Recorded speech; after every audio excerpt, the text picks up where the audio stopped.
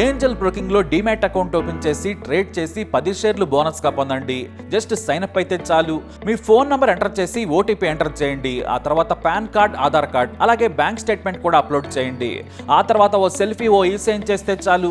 మీ account 24 గంటల్లో activate అయ్యాక మా నంబర్ కి యాక్టివేట్ అని వాట్సాప్ చేయాలి. ఆ తర్వాత మీ డీమ్యాట్ అకౌంట్ లో మేము చెప్పిన 10 బ్యాంకింగ్ షేర్స్ బై చేసి స్క్రీన్ షాట్ పెడితే చాలు. ఆ అమౌంట్ మీకు యూపీఐ ద్వారా పంపిస్తాము. అంటే మీకు 10 షేర్లు బోనస్ గా వచ్చినట్టే. ఆ తర్వాత మీరు ఆ షేర్స్ ని సెల్ చేసుకుంటారో ఇన్వెస్ట్ చేసుకుంటారో మీ ఇష్టం. డిస్క్రిప్షన్ లో ఉన్న లింక్ ద్వారా మాత్రమే మీకు ఈ బోనస్ షేర్లు వస్తాయన్నది మాత్రం గుర్తుపెట్టుకోండి.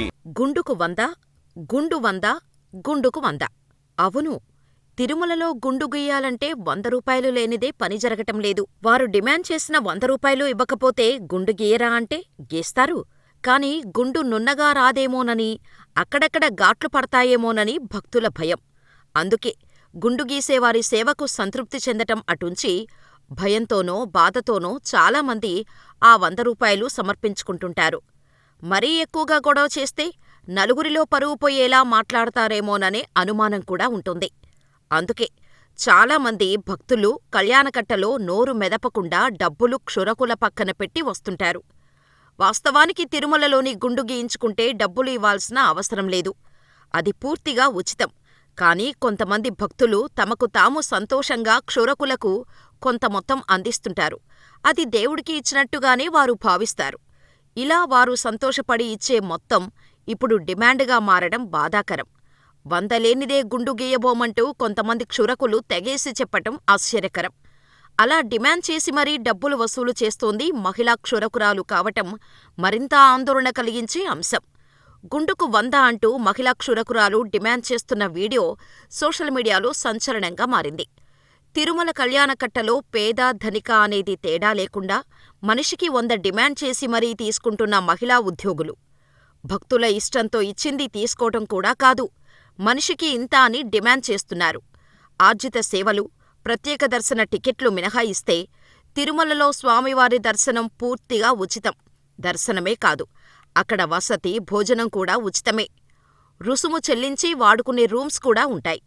ఇక గుండు గీయించుకోటానికి ఎవ్వరికీ ఎలాంటి డబ్బులు ఇవ్వాల్సిన అవసరం లేదు. అంటే ఆ సేవ కూడా పూర్తిగా ఉచితం. భక్తులు తలనీలాలు సమర్పించే ప్రాంతాన్ని కళ్యాణకట్ట అనే పేరుతో పిలుస్తారు.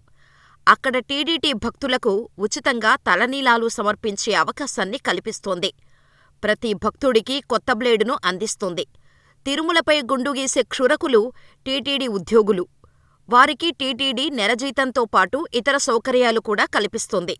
జీతం, ఇతర అలవెన్సులు ఉన్నా కూడా క్షురకుల్లో కొంతమంది భక్తులను ఇబ్బంది పెడుతున్నట్టు ఫిర్యాదులు వస్తున్నాయి.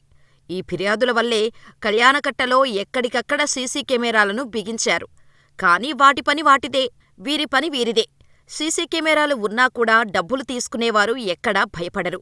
పైపెచ్చు బెదిరించి మరీ వసూలు చేయడం ఇప్పుడు సంచలనంగా మారింది. అయితే తిరుమలలో క్షురకులు గుండు గీసినందుకు డబ్బులు డిమాండ్ చేస్తే వారిపై ఫిర్యాదు చేసే అవకాశం ఉంది.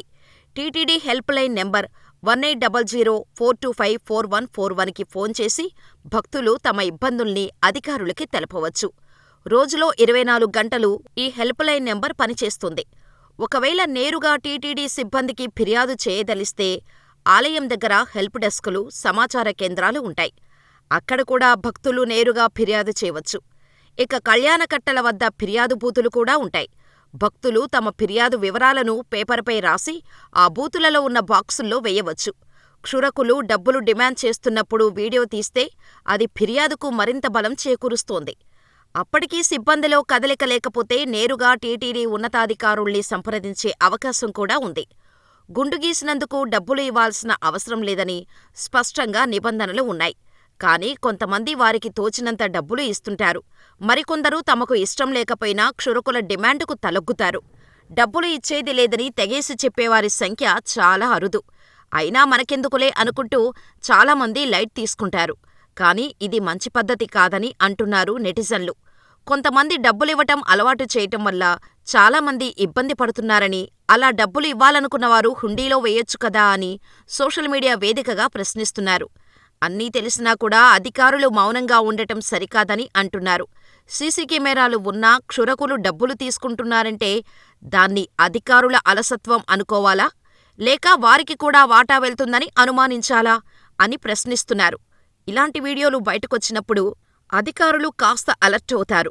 క్షురకులు కూడా కొన్నాళ్లు సైలెంటుగా ఉంటారు. ఆ తర్వాత మళ్ళీ ఇది మామూలేనని మరికొందరు భక్తులు పెదవి విరుస్తున్నారు.